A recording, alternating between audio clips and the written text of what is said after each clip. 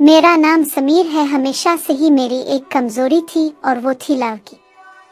रंग मेरा सफेद, हाइट 5 फुट 6 इंच, उम्र 20 साल। एक ही भाई था, मेरा नाम काशिफ। रंग साविला, हाइट 5 फुट 9 इंच, उम्र 28 साल, शादीशुदा। भाभी का नाम हरीम, रंग सफेद, हाइट 5 फुट 8 इंच, भाई के साथ लव मैरिज। मेरे अम्मा अब्बा यूरोप रहते हैं। कारोबार की वजह से भाई पाकिस्तान के कारोबार की देखभाल करते हैं। मैं भाई के साथ ही पाकिस्तान में रहता हूँ। हरीम मेरी भाभी होने के साथ साथ मेरी बहुत अच्छी दोस्त भी थी। मेरी तमाम मुख्तसर दौरानिया की लव स्टोरीज में उनसे शेयर करता था। वो एक दोस्त की तरह मेरी तमाम बातें सुनती थी, पर भाभी होने के नाते कभी कभी प्यार से डांट भी देती थी और मेरे कान खींच के कह देती कि समीर, अपनी स्टडीज पे ध्यान दो, ये जो तुम करते हो ये जिंदगी नहीं। लड़कियों के चक्कर में मैं अपने पराये की पहचान ही भूल गया था।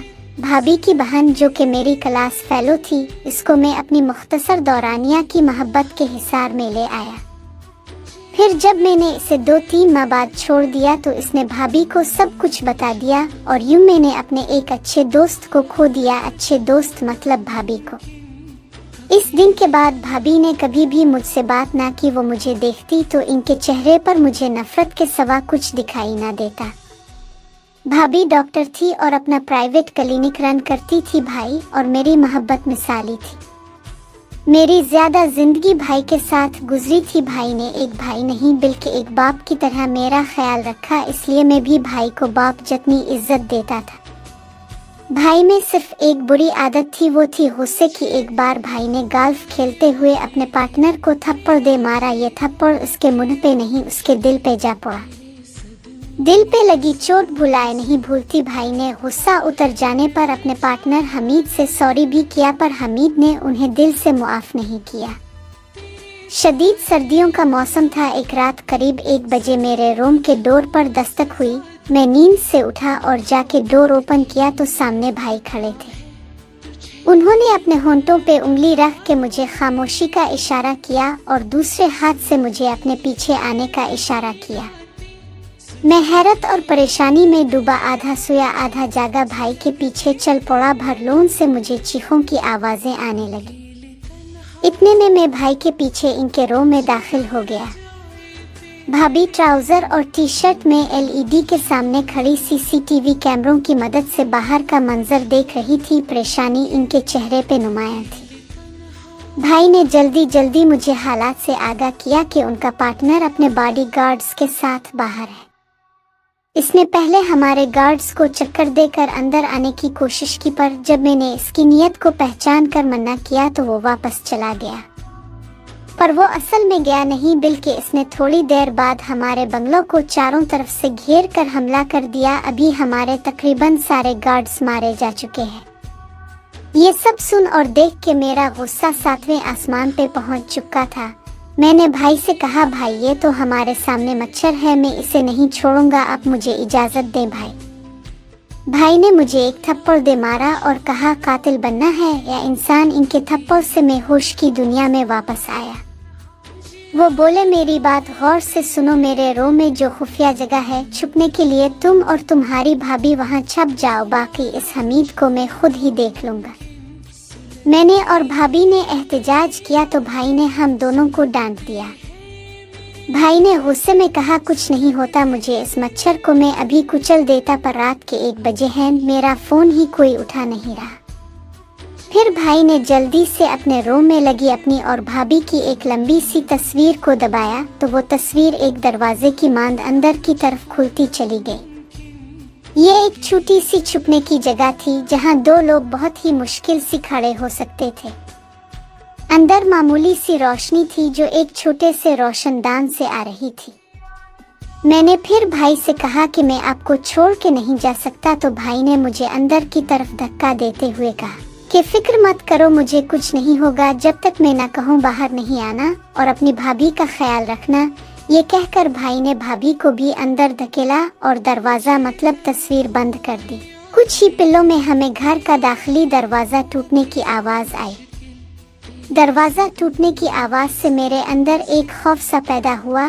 शायद मैं बाहर होता तो कभी ना डरता, पर अंदर छप जाने की वजह से खौफ ने मेरे अंदर अंगड़ाई। भारी कदमों की आवाजें मेरे कानों से टकराई आवाजें और नजदीक आती जा रही थी। फिर इस हमीद की आवाज सुनाई दी, हाँ तो काशिफ साहब बहुत गुस्सा है ना, अब में चलें देखते हैं आज आपको कितना गुस्सा आता है।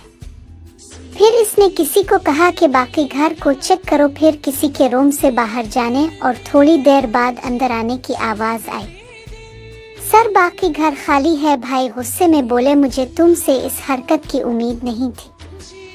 हमीद शैतानियत भरे लहजे में बोला, चलू नहीं थी अब तो हो गई है ना, अपनी बीवी और भाई को कहाँ छुपाया है, खैर छोड़ो, जहाँ भी हो मुझे किया, इसे बांध दो रस्सी के साथ।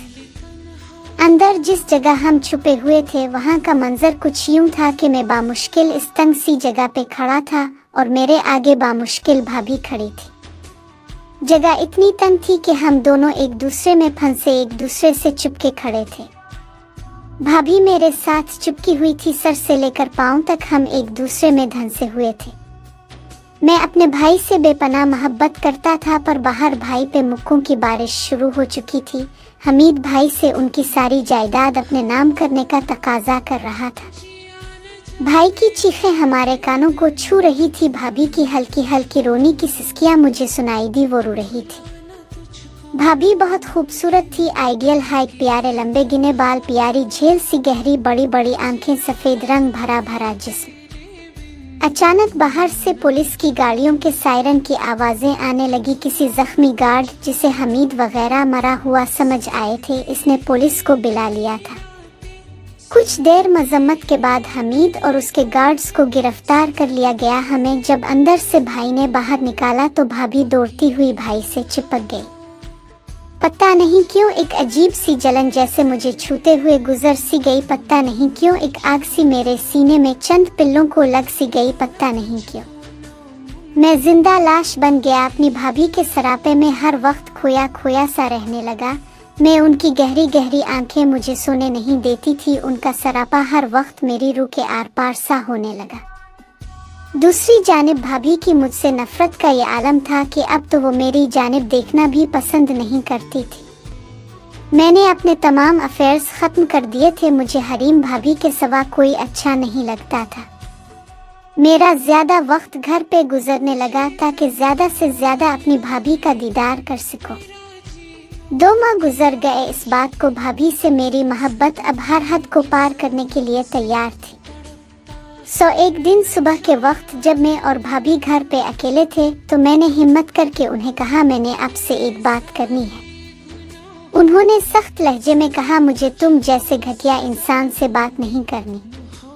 मेरे दिल में जैसे किसी ने खंजर खोनिब दिया हो। मैं था कि उनसे इतनी मोहब्बत करता था और वो थी कि इतनी सर्द महरी।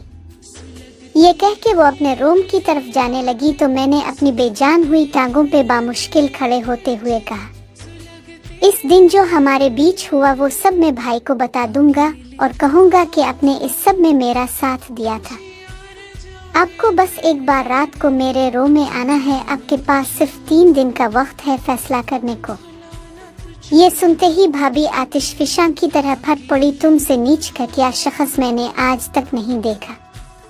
कभी तुमने अपने भाई के बारे में नहीं सोचा वो तुमसे कितना प्यार करता है, और तुम इंसान नहीं हैवान हो। मेरी बहन की जिंदगी भी तुमने बर्बाद की, मेरी बहन को छोड़ो, तुम तो अपने भाई के नहीं हो सकी। भाभी बोलती चली गई और मैं एक गधे की मांद जलील होता गया।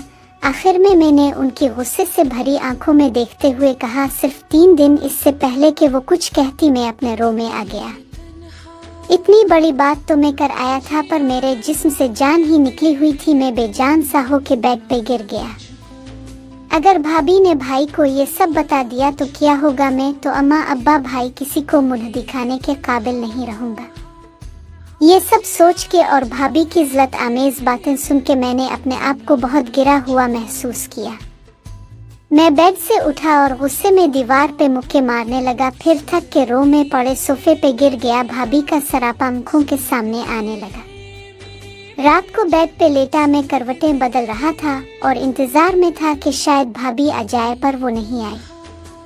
2 दिन में रातों को जाग जाग के उनका इंतजार करता रहा कि वो अब आएंगी, पर वो नहीं आई।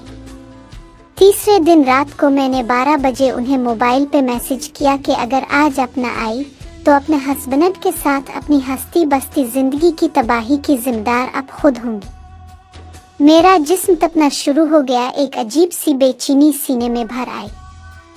आधा घंटा गुजरा था कि मेरे रूम के डोर पे बहुत हल्की सी दस्तक हुई।